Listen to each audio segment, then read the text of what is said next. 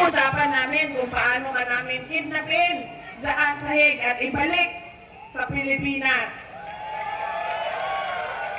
Sabi niya, wag mo akong kalimutan dito dahil mabubulok ako dito. Sabi ko sa kanya, huwag ka mag-alala. Marami ang nagdadasal sa Pilipinas at sa buong mundo para maibalik ka sa ating mahal na inang bayan.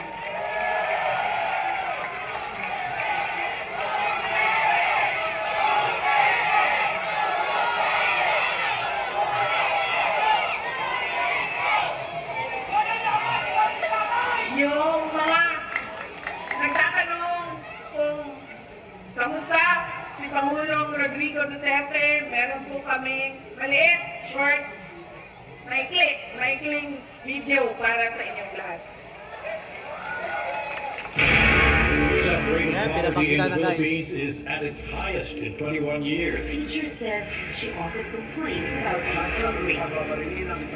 Tayo ano sa konsehan sa droga. Pinagtataga hanggang sa mamatay ang natutulog na maglola. Bugbugin ang dalawang suspect na lalaki. At bakit yung mga tao gumagamit ng drugs? Never hindi sila alis na Pag-alagala, mga batang nagrarami nagkalat sa gitna ng daan. Mga taong pinagbabaril habang pili ng pagkain sa karinderya.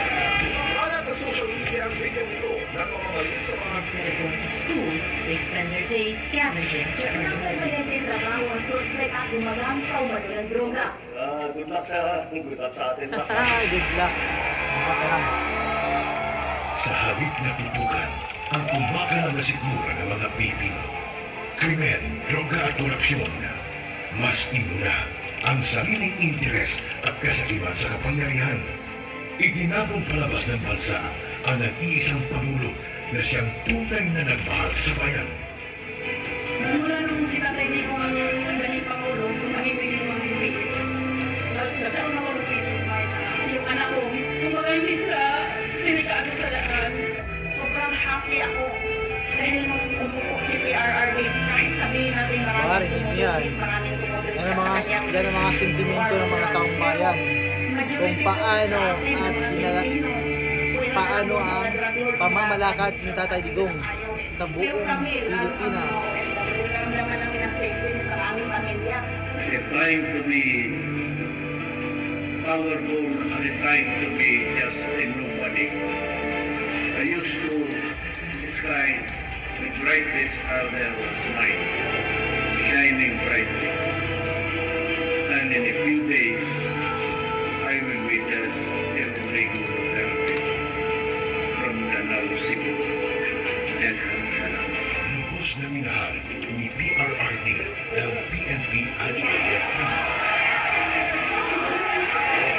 Ang ato ang nanalo, kaagad, doblado ang sweldo ng pulis katimili. Tama yan. Sila Diba, mga pulis? ang gagamitin laban sa kanilang dating Commander-in-Chief. Dublado talaga. Tripling. Ano ba ang damage ng government interest? Kung hintayin ko lang yung dalawang anak.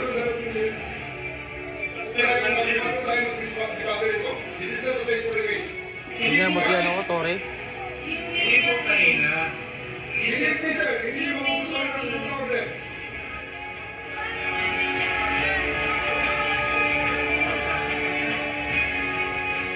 Napilitan sa serbisyo ang iba dahil sa order na isang bangag na namumuno sa kanila.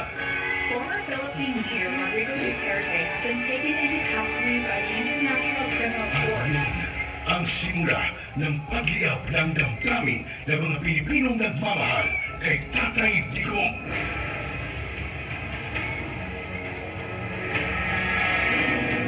Lumiyab ang sambayanang Pilipino.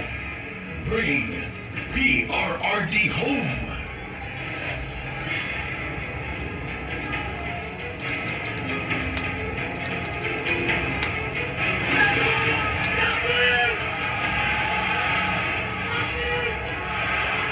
Iisa lang ang sigaw.